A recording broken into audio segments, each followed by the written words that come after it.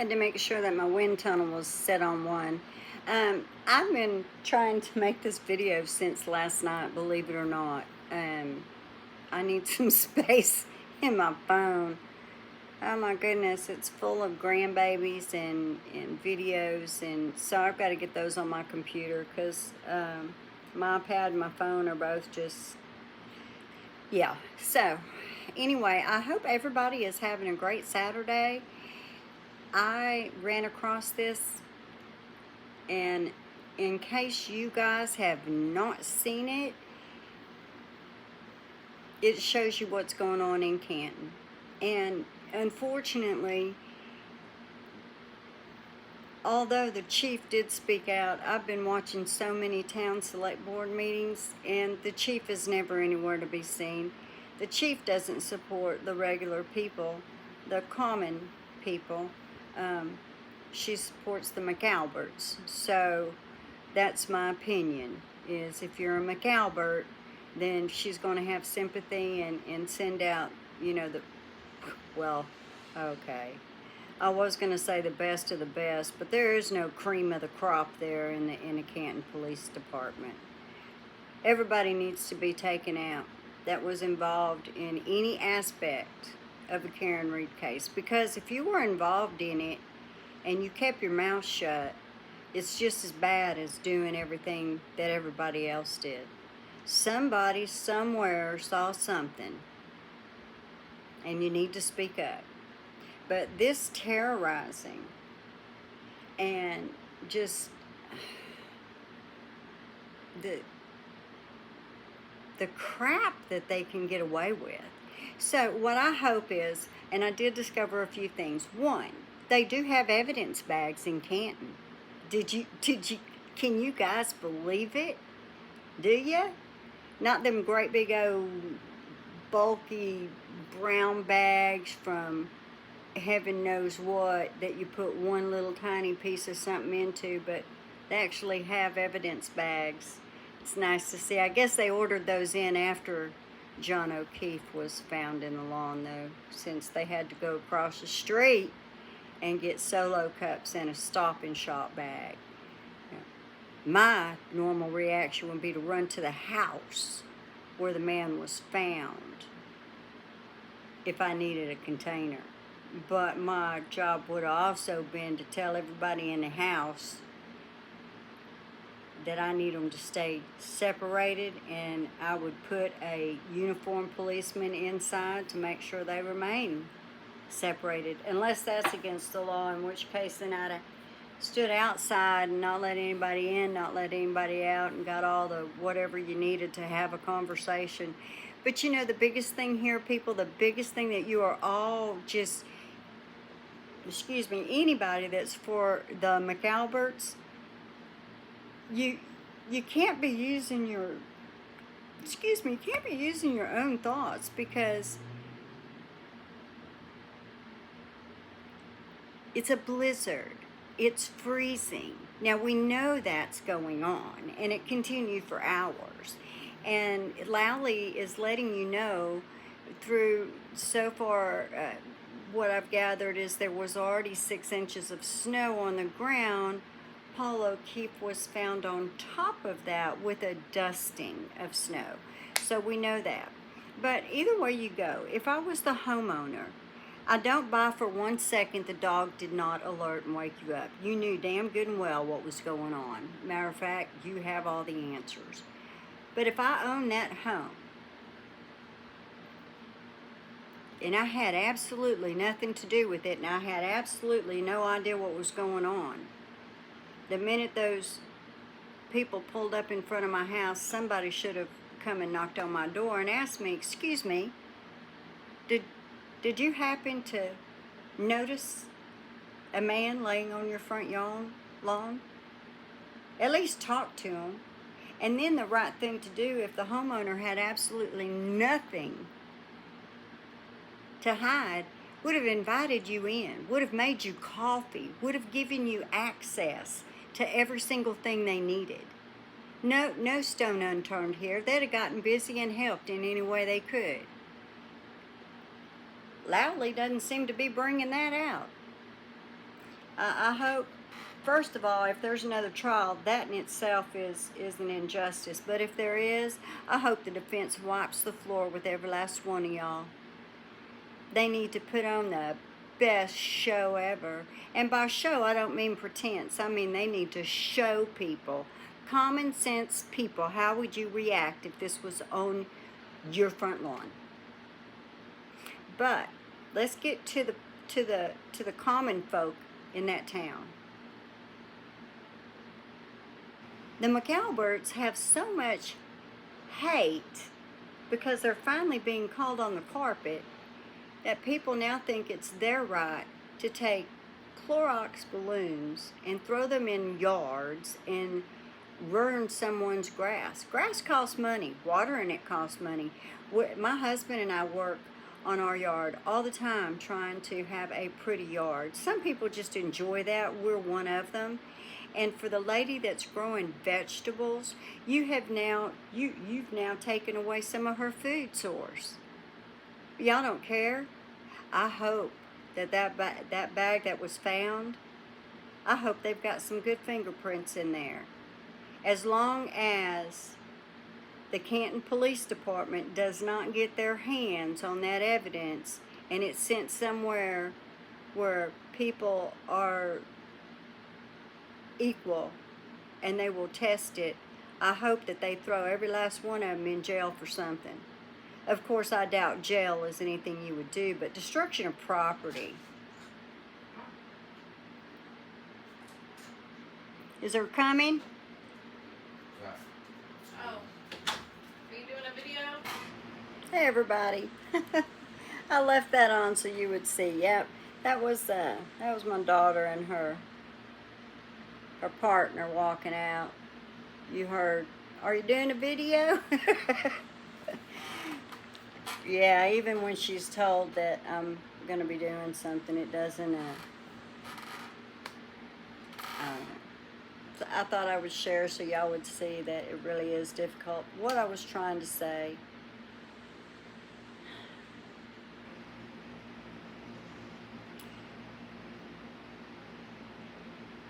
and the other thing that I want to say here is, by the behaviors, if I were a juror, I would want my identity kept from these people, definitely. Because I've not seen any destructive behavior by any Karen Reed supporter. Everybody wants to jump on and say, well, Turtle Boy has caused a lot of problems. Turtle Boy has brought this to the forefront. I think that's why people started covering it. But the thing that gets, and I'm going to say it again, Turtle Boy is not for everybody. That doesn't mean he's bad. He's very passionate, and his vocabulary is something that most would want to have a little bit more, refined isn't the word, because there's nothing refined in me.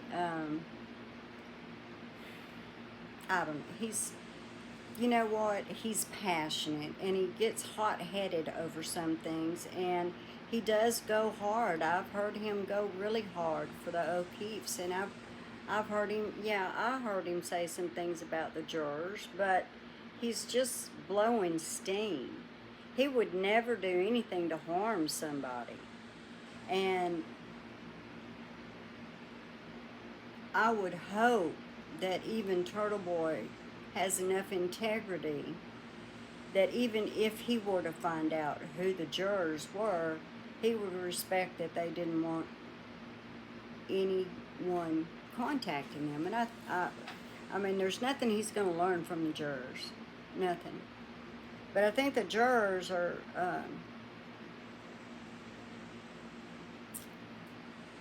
I think they're right to say, hey, we don't want anybody to know who we are. But it's not the Karen Reed side that you need to fear, unless you worry about somebody digging into your private life and putting it out there, which that's nobody's business. I watched that happen to a gentleman on the Maya trial, and he and his wife were treated absolutely horrendously, and it was sickening. I think jurors need to be respected. Their privacy needs to be respected. If they choose to speak to anyone, that's their right and their business, and they should be protected. They should also be respected in the fact that if you felt they were a fair and impartial jury and you dismissed it and said it was a hung jury, Beverly, and these jurors are reaching out saying, wait a minute, you rushed us in, rushed us out, and we're trying to tell you that 1 in 3 we found not guilty.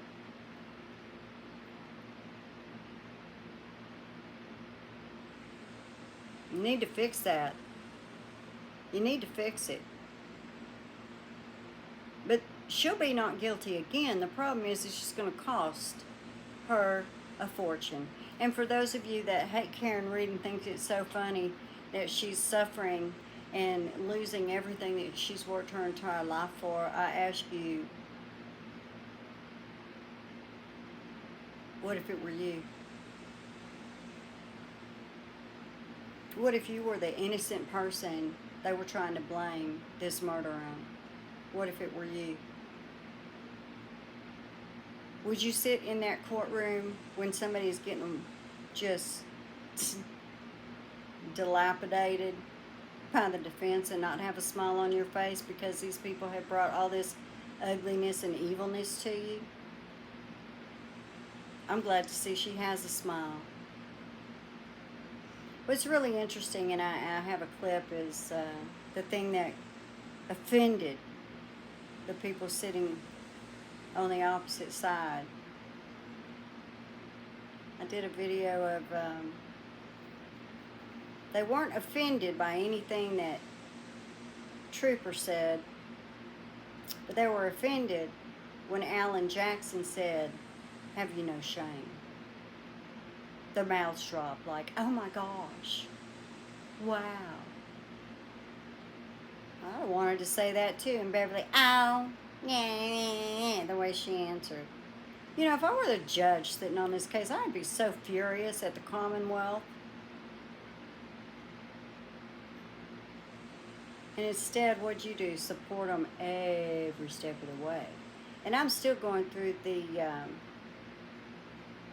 pre-trial motions. Another judge needs to set and agree what can and can't come in. Because you did not let some very important information come in from the defense. Prosecution doesn't really have many legs to stand on, in my opinion. And the reason is not because Karen Reed is guilty. The reason is because they did not investigate this. Karen Reed is innocent, and they have nobody to pin it on because the homeowner is a Boston cop too, and they chose to not even bother asking him one question.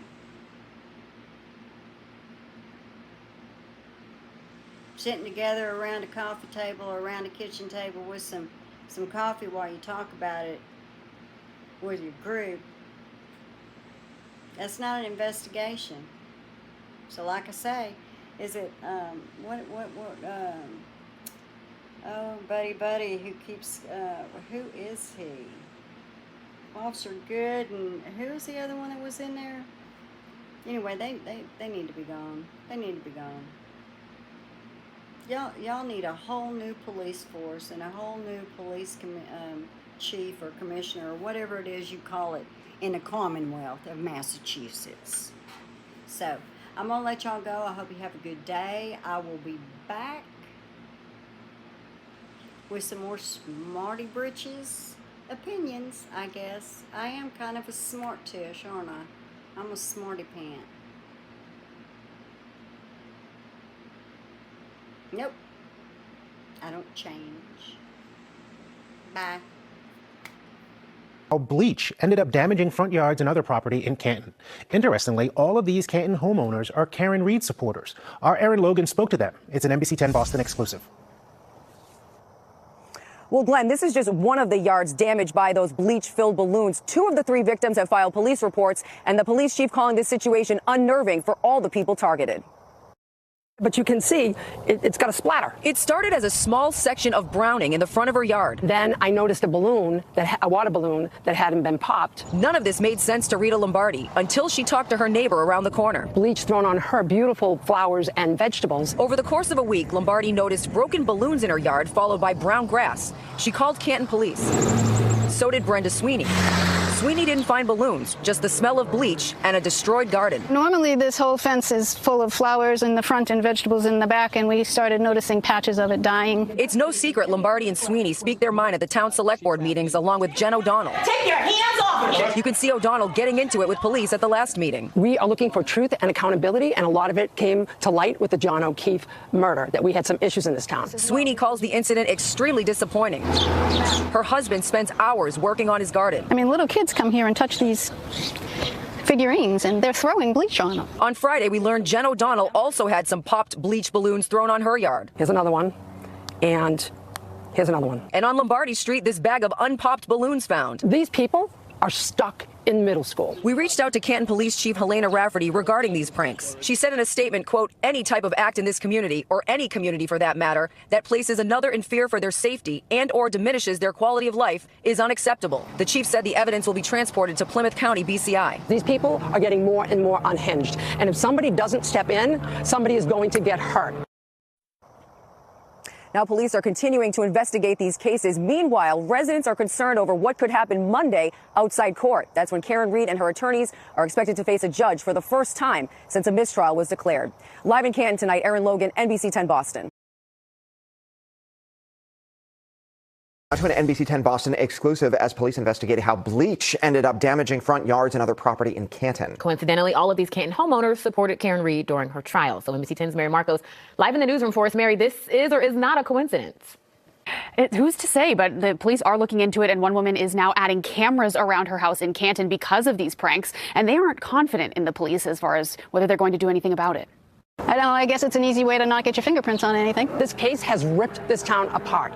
Rita Lombardi and Brenda Sweeney have not been shy about voicing their concerns with corruption in town ever since Karen Reed's murder case began. Over the course of the past week, the neighbors started finding random patches of dead grass in their yard and decaying vegetables in their garden. They didn't think much of it until they found pieces of colorful plastic and unpopped balloons filled with bleach on their own lawn. They even found a bag full of them on their street, so they called the Canton police. The chief releasing a statement saying in part, quote, any type of act in this community, or any community for that matter, that places another in fear for their safety and or diminishes their quality of life is unacceptable. The Canton police chief says the evidence will be transferred to the Plymouth County Bureau of Criminal Investigation for further review, but these women doubt much will come from the investigation.